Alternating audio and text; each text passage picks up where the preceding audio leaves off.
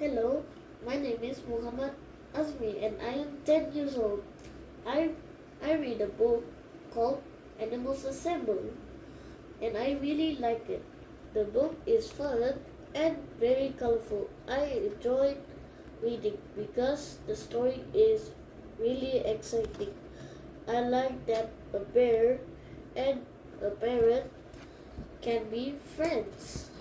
After I finished reading, I learned that the deforestation should be stopped because it causes the world temperature to rise, and when it rises, global warming will happen and affect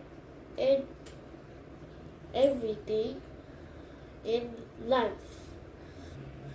The deforestation also destroys the animal habitats. I think the book is very good because it teaches the effects of cutting down trees. The book also has some QR codes that I can scan.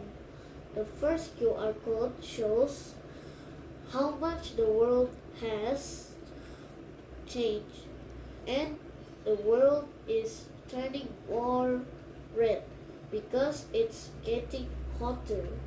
The second one is an activity that I can do.